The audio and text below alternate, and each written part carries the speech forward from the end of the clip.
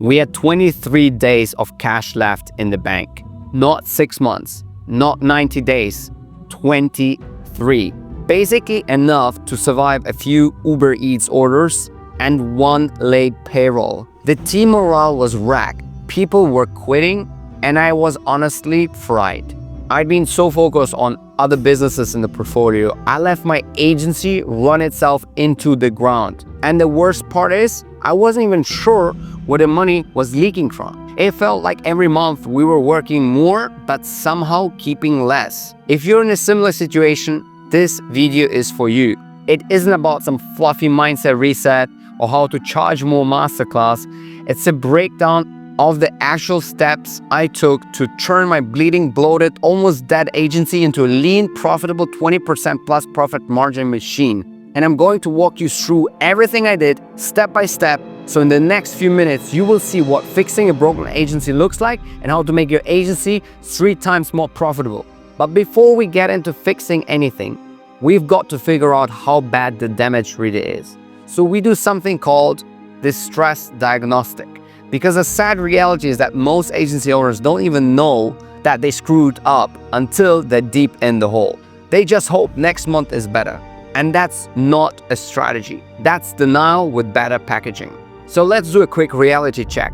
You just have to look at 3 numbers, and it takes less than 2 minutes, but they'll tell you everything.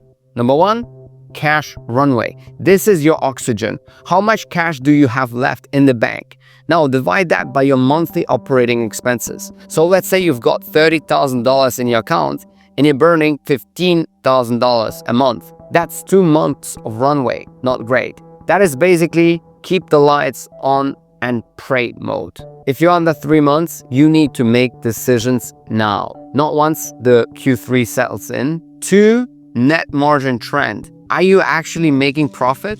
Look at your last 3 months, not revenue, but net profit margin. Is it negative or trending down? Because if you are working harder each month and still keeping less, that's not momentum. Instead, it's called slow collapse. 3, team utilization. Now, this one stinks for most people. How many people in your team are actually working on client projects? And how many are full-time, just kind of floating around? If you got 10 people and only 4 are billable, that's a problem. Even worse, if the rest are strategy, internal ops, or that guy who just sends Slack emojis all day, that's not great. High headcount doesn't mean you're scaling. It might just mean you've overstaffed and you're underbilling. So these are the 3 metrics for your agency vitals. Even if 2 out of whack, short runway, negative margins, bloated teams, you're not just in a rough patch, you're in deep trouble. But here's the game plan on how you can come out of it. Phase 1, cash triage. Buy 30 days of oxygen. So if you're running low on cash and your margins are tanking, the first thing you need isn't a new funnel or a fancy sales hire. You need oxygen. Yep, you heard that right. You need to buy yourself time. 30 days minimum to stop the bleeding and get your head straight. And here's exactly how we did that. Firstly, we were spending $8,000 on SaaS tools. I know that's stupid. CRMs, dashboards, lots of seeds, random AI things we weren't even using, just collecting dust on our Stripe billings app. I cut it all down to $2,000, which is still too much, and I'm continuing to cutting it down. But it's not because we didn't like those tools, but because when it's survival over convenience, we choose survival. So ask yourself, is this tool making you money this month? If not, cancel it. Maybe get it next month. You can always come back to it once your business is stable. Now, we cut travel and paused all vanity marketing immediately as well.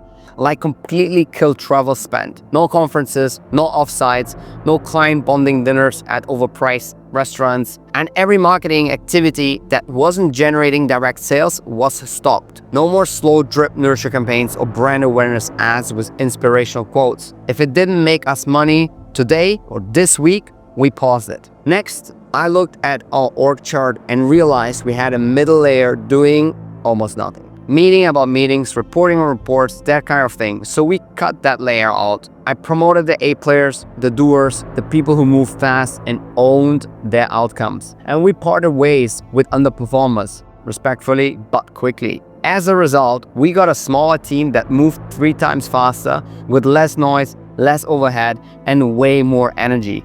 No more people waiting around for approvals or passing work down a chain of lots of people. It was tight and it worked, giving us just enough breathing room to survive another month. Phase 2, margin recovery by cutting the wrong clients. So now it's time to fix the part of the business that was bleeding us out the most, the wrong clients. This one hurt because on paper, everything looked fine. They paid invoices on time, they sent smiley emojis in Slack, but under the hood, they were time-sucking nightmares. So the first thing I did was audit our entire client list. I went line by line. How much do they pay us? How much time are we actually spending on them? Are they fun to work with? Or does the team dread their calls? Here's what I found. Some clients were costing us way more than they were worth. Red flags look like this. Endless revision requests, low digital IQ, so we were basically spending half of our time explaining basic stuff to them, constant drama, passive-aggressive feedback, weekend messages, and zero respect for boundaries. And then there were the green flag clients, ideal customer persona like other pro service firms we had solid case studies with, easy to work with, great retention, high LTV, and giving us space to do our best work without micromanaging. So I fired 2 high drama, low margin clients. They weren't bad people, but they weren't a good fit. And the moment I did that, the team sighed in relief and our margins immediately went up as well. For the clients we kept, we raised prices. Since they were getting real value working with us, they understood and stayed. But after this entire cleansing, we also realized one thing. Most of the scope creep was our own fault. We didn't set the rules because we wanted to go the extra mile and thought over-delivering equals good service. But without clear contracts, all we did was train clients to expect more for free. So now, every single client gets a clear, detailed contract. It lays out exactly what's included, what's not, and what costs. No surprises, no guilt, no drama, and no burnout. And if you're thinking, I have no idea which clients are actually making me money, I made a super simple template for checking agency client hours estimate and client profitability. It's the same sheet I used to figure out exactly where our time was going and which clients were actually making us money.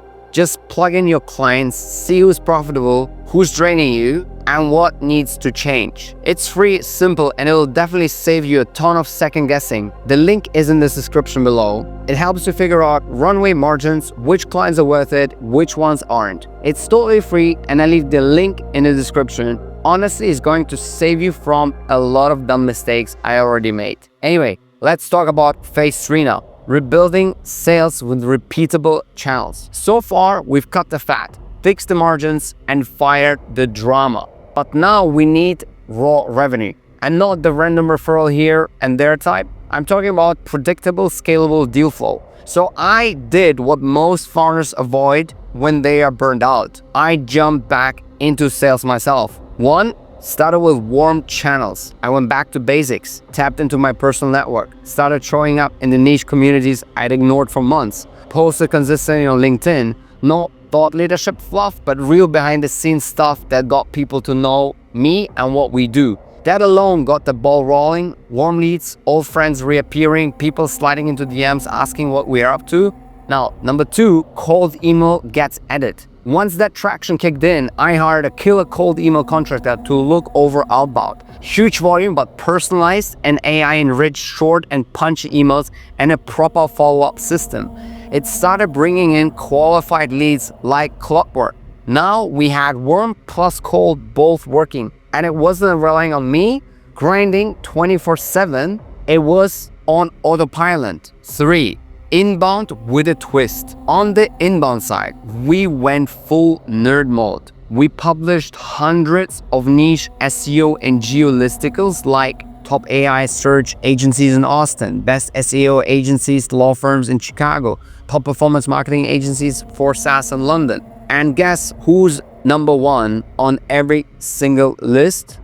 Us. Because we only wrote about places and industries where we actually had results, and this approach brought in leads with a crazy good high intent. Now, 4, simplify and productize your offer. Last but most important piece of the puzzle, we simplified the offer. Instead of custom proposals and vague scopes, we productized everything. This is what we do, this is what it costs, and here's the timeline. That clarity made selling faster, margins clearer, and delivery way smoother. Only after we made these 4 substantial changes did the sales start compounding. And the best part was that it didn't rely on me being on 12 sales calls a day. We finally had a machine again. Okay, so you've made it this far. Congrats. You've got the full playbook. This is how you save a sinking agency and turn it into a real, profitable business again. I'm not saying it's easy. It's not. But now, it's not confusing. And you're not guessing anymore. You've got a step-by-step framework to follow when the walls are closing in. But if I were you, I'd pick the smart option by grabbing the one tool that makes this whole process faster. Just click the link in the description, drop your email, and I'll send you my entire profitability template that will give you instant clarity on where your agency really stands. Grab it when it's free, and I'll see you in the next episode.